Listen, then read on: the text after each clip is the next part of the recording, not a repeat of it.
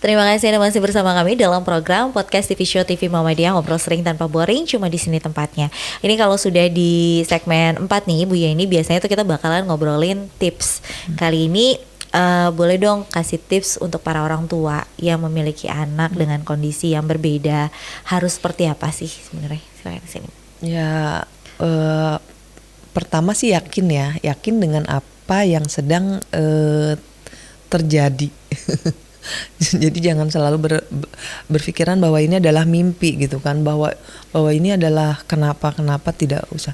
Jadi harus fokus dengan pikiran positif gitu ya, bahwa ini memang nyata dan kita meyakini apa yang kita lakukan untuk merawat, untuk memperjuangkan anak kita untuk sembuh itu ya memang sudah menjadi ikhtiar yang maksimal kayak gitu. Ya percaya, yakin dengan kekuatan doa dan usaha. Ikhtiar gitu ya. Yang paling penting adalah menerima dulu nih dengan cepat. Karena kalau misalnya kita yang tadi Bu Yani bilang gitu, kalau yang selalu bertanya kenapa sih harus aku, kenapa sih nggak selesai gitu. Tapi lebih baik ya udah gitu, begitu tahu kondisi seperti ini udah harus punya planning tuh. Oh berarti saya harus gini. Memang kalau mungkin gini, saya pribadi pasti mungkin pemirsa TV bakalan bilang iya itu kan karena mbaknya nggak ngerasain gitu misalnya kayak gitu, tapi memang harus kayak gitu, mau nggak mau memang harus kayak gitu ya. Iya, harus secepat itu untuk oh ya udah menerima itu tuh harus secepat itu karena ada anak yang perlu untuk dirangkul buru-buru gitu. Terus kalau misalnya tips lah buat ini mungkin buat anak-anak remaja yang memiliki kondisi yang tidak semua orang rasakan gitu, untuk dia tetap kuat. Ya, jadi pertama dia harus percaya diri dengan apapun, bahwa apa yang dia alami itu pasti ada dengan kelebihannya. Lalu dia juga bergaul dengan orang-orang yang positif. Kalau bisa dia punya komunitas sendiri dengan teman-teman yang memang berada dalam situasi seperti mereka gitu. Nah di situ kalau sudah tertanam rasa percaya dirinya, itu dia mau bergaul, dia mau di lingkungan manapun nggak akan ada masalah. Nggak akan ada masalah karena merasanya pasti akan yang ada di pikirannya, oh saya nggak sendiri, ada banyak orang juga yang seperti saya sama. Kalau mereka mampu, saya juga harusnya mampu gitu. Itu juga kayak ini ya, kayak apa ya? Terapi otak, maksudnya terapi untuk pikiran positif sendiri gitu, memindset diri sendiri untuk jadi di awal sudah di apa namanya di apa namanya ya, supaya mindsetnya itu seperti itu. Dia harus di situ aja. Kalau misalnya ada namanya anak-anak remaja kan mereka juga kadang punya kondisi pikiran labil. yang lain, labil ya. Wajar, tapi Betul. dia harus, makanya kalau bisa dia harus mempunyai komunitas seperti dengan situasi mereka. Dan sekarang kan lebih mudah ya, nggak mesti harus dalam pertemuan atau apa. Ada banyak grup-grup yang bisa. Iya, grup WhatsApp, Telegram segala macam. Di situ bisa saling ngobrol dan segala macam, bisa saling sharing. Nah, ini komunitas Taufan gitu bisa boleh dibilang berarti kan ini membantu pengobatan dengan cara yang berbeda kayak gitu. Pihak rumah sakit kayak dokter segala macam, suster, begitu ada komunitas Taufan tuh gimana responnya? Ya kan waktu itu awalnya karena Taufannya sakitnya 2 tahun kan. Jadi saya gitu ya cukup banyak kenal juga kan sama mereka. Ya alhamdulillah sih udah kegiatannya sudah seperti ini, dari awal juga selalu support dan ya seneng aja gitu kan. Banyak anak-anak yang akhirnya dapat support gitu melalui kami misalnya ya. Banyak dari luar yang bantu. Dan yang pasti juga pihak dokter atau perawat gitu sangat amat terbantu pastinya ya. Karena maksudnya iya seneng gitu seneng gitu ngelihat ada banyak anak-anak pejuang yang akhirnya ada juga relawan donatur yang bisa merangkul mereka gitu. Oke. Tapi kalau sejauh ini sendiri gitu, kalau Bu Yani sendiri tuh lebih ke pengennya ini memang para relawan ini siapa aja, atau Bu Yeni tuh pengen menyasar ke anak-anak muda atau gimana? Enggak sih, siapa aja publik ya gitu. Tapi dari awal sampai sekarang kebanyakan memang anak-anak muda. Iya. Kalau awal-awal malah anak-anak SMA yang banyak ya. Nah kalau yang sekarang itu banyak anak-anak kuliah. Tapi dari latar belakang berbeda juga banyak. Relawan-relawan dengan keahlian-keahlian khusus juga banyak. Menyangka gak sih bakalan akhirnya sebesar ini? Enggak sih. Dulu tuh gongnya gimana sampai akhirnya bisa jadi legal juga kayak sekarang? Nah jadi gini, selama Taufannya sakit itu kan ada relawan-relawan yang suka datang ke rumah sakit. Nah Taufan itu kenalan sama Zack gitu. Nah dari Zack inilah gitu. Nggak tahu ya, mungkin Zack deket sama Taufan gitu ya kan. Saya nggak pernah ngikutin juga kalau mereka lagi main. Kadang saya keluar gitu. Nah Taufannya sakit, biasanya sih dia suka ke rumah sakit. Sampai akhirnya dia koma, sampai akhirnya Taufannya berpulang, Zacknya ke rumah ngobrol-ngobrol sama saya gitu.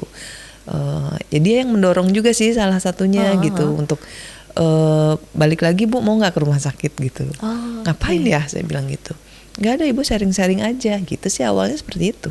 Zack itu padahal relawan basically. Iya. Usia berapa sekarang Zack ini?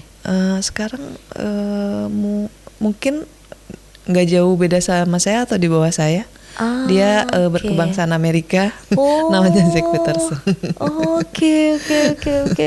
Justru, tapi maksudnya ya itu ya, kepedulian itu tidak harus melulu dari orang terdekat gitu, dari orang luar. Justru dia bisa, ya mungkin kalau nggak ada dia salah satu yang bisa ngajakin, mendorong secara tidak langsung gitu, belum tentu ada ini. Tapi pada akhirnya, tapi gimana begitu pertama kali ditawarin sama Zack waktu itu?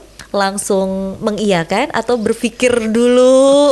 Waktu itu saya ke rumah, Taufannya baru meninggal kan 7 hari. Saya nggak bisa jawab, saya bilang nanti dulu ya, kasih dulu waktu saya gitu. Ada sih dia menanyakan beberapa hari kemudian, sampai akhirnya pada saat anak saya udah 40 hari itu saya udah siap. Langsung Bu Yeni menghubungi Zack? Iya, saya bilang saya udah mau visit gitu. Jadi anak saya wafat baru sebulanan gitu ya. Saya udah aktif seminggu 3 kali ke rumah sakit. Oke. Jadi setiap hari cuman kalau habis visit itu ya cuman cerita-cerita di email aja sih. Nggak ada ngapa-ngapain, cerita-cerita di email, apa yang saya temuin, apa yang saya ini.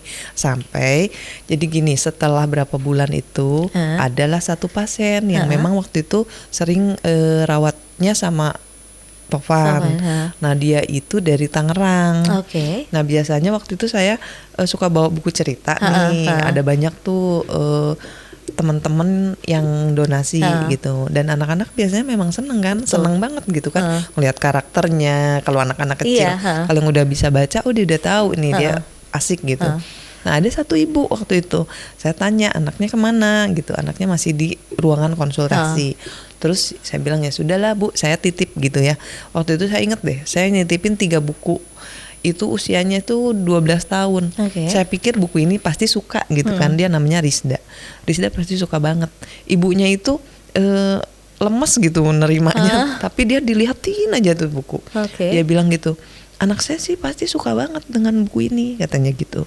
Tapi buku ini nggak bisa bayar taksi pulang pergi dari Tangerang ke rumah sakit. Nah dari situ tuh agak kayak ditampar gitu ya saya itu. Ya tidak memungkiri, memang benar gitu kan. Nah di situ tuh saya ngerasa, kok nggak ada gunanya gitu kan. Saya nggak rasa malu gitu ya. Ada rasa perasaan malu. Tertampar dengan ucapan ibu itu gitu. Sampai akhirnya, ya ngobrol-ngobrol sama yang lain, ya akhirnya sedikit-sedikit bisa mengumpulkan donasi gitu. Jadi nggak dalam lebih mengarah ke material gitu ya. Pendukung faktor-faktor pendukung gitu. Makanya bagaimanapun apa yang bisa disupport sama komunitas Taufan semaksimal mungkin, sebisa mungkin. Dan aku berharap nih pemirsa TV menyaksikan kita berdua pada hari ini. Aku nggak cuma sekedar berharap mengajak untuk menonton di sini, sudah menonton, tapi ayo deh kita bareng-bareng nih sama-sama kita bisa jadi Bu Yeni selanjutnya gitu. Gimana caranya komunitas Tovan ini ada nggak cuma saat ini, tapi sampai nanti, sampai kapanpun gitu, kita bisa sama-sama bareng-bareng. Karena ya tadi Bu Yeni juga udah bilang gitu, anak-anak itu akan seneng banget kalau punya sahabat baru, nggak cuma sekedar temen yang hari ini datang besok pergi, datang pergi, tapi yang bisa mensupport secara keseluruhan, yang ada di saat dia sakit ada, di saat bahagia ada, di saat pengen cerita ada, pokoknya sampai selesai lah, entah selesai dalam bentuk apapun gitu ya. Jadi sekali lagi, ayo pemirsa TVMU, sama-sama kita bisa support komunitas baik kayak gini, komunitas Tovan. Bisa langsung juga cek dulu Instagramnya kalau misalnya mau gabung, atau juga cek websitenya, nanti aku tulis di bawah sini. Tinggal kita sama-sama lah berjuang, kita sama-sama mensupport teman-teman kita, sahabat-sahabat kita, adik-adik kita yang memang sedang butuh support dari kita semua. Ini Bu Yeni makasih banyak loh udah ngobrol sama kita selama 1 jam ini, dan alhamdulillah aku juga berterima kasih karena apa ya, maksudnya mungkin selama ini aku masih banyak banget sombongnya gitu, sombong masalah waktu. Maksud aku yang kayak selama ini ngerasa capek buat kerja, tapi harusnya nggak usah kerja terus ya, harusnya ada sesuatu yang bisa aku gunain. Terima kasih buat pemirsa TVMU udah menyaksikan podcast TV Show TV Muhammadiyah, dan tetap terus menyaksikan podcast TV Show TV Muhammadiyah di waktu dan jam yang sama. Saya Raini Risti pamit undur diri. Wassalamualaikum warahmatullahi wabarakatuh.